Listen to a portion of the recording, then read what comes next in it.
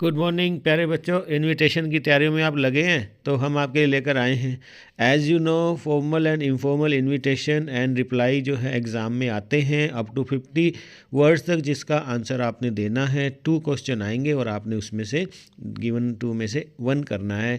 और उसका फर्दर भी 4 मार्क्स का जो रहने वाला है, फॉर्मेट 1 नंबर का, कंटेंट 2 मार्क्स का और accuracy of spelling and grammar 1 mark का रहने वाला है। ये आपको पहले बताई है। तो चलिए देखते हैं। अगर आपको आता है कि बल्क में इनविटेशन देना है, जैसे यहाँ पर आप देख पा रहे हैं, तो आपको कार्ड बनाना होगा।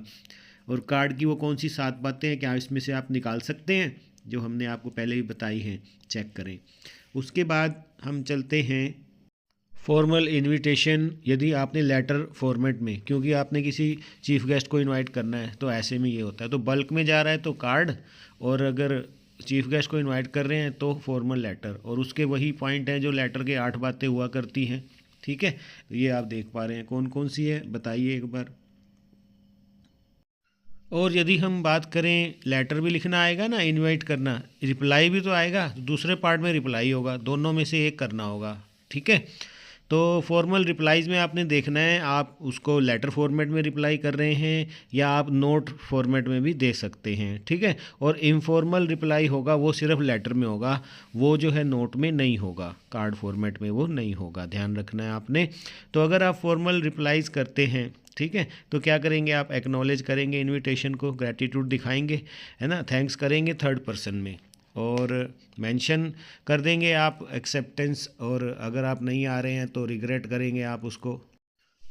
एक्सेप्टेंस में ठीक है, रिग्रेट कर रहे हैं तो आप रीज़न ज़रूर देंगे कि भाई नहीं आ पा रहा हूँ क्योंकि प्रायोर एंगेजमेंट है, उसका नाम भी आप बता सकते हैं। कई बार क्वेश्चन में भी दे दिया जाता है अगर आप रिफ्यूज़ कर रहे हैं। ठीक है, प्रिसाइज और आपने स्पेसिफिक और ब्रीफ ही रहना है, वर्ड लिमिट का आपने ध्यान रखना है। ठीक है प्यारे बच्चों, तो ये रहेगा फॉर्मेट आपका। अगर आप फॉर्मल या इनफॉर्मल रिप्लाईज़ लिख रहे हैं, जिनका फ़र्क इतना होता है कि लैंग्वेज की जो टोन होती है। अब अगर आप फॉर्मल रिप्लाई कर रहे हैं तो फॉर्मल टोन होगा, और इनफॉर्मल है तो वार्म और सिंपल आप रहने वाले हैं। और फॉर्मल रिप्लाई में यदि आप नोट पर जा रहे हैं तो वो 3rd पर्सन में लिखा जाता है। जैसे mister Ramakrishnan is thankful to mister Iyer for his आ रहा है ना यहाँ पर, इस तरह से 3rd पर्सन में। यदि आप इनफॉर्मल रिप्लाई लेटर में जा रहे हैं तो वहाँ पर आप 1st पर्सन यूज़ कर सकते हैं। ठीक है ना, और 2nd पर्सन भी आप वहाँ यूज़ कर सकते हैं। एक्सेप्टेंस, रिग्रेट वहाँ भी आप कर सकते हैं यदि आप लेटर में जा रहे हैं, क्योंकि इनफॉर्मल रिप्लाई में सिर्फ लेटर ही आता है। ठीक है, तो यहाँ पर भी वार्म और सिंपल लैंग्वेज आप लिखेंगे। होप आपको नोटिस क्लियर हो गया होगा। अब मैं आपको कुछ टेस्ट दे रहा हूँ, वो आपने देने हैं। तो पहला टेस्ट सभी बच्चे नोट करें।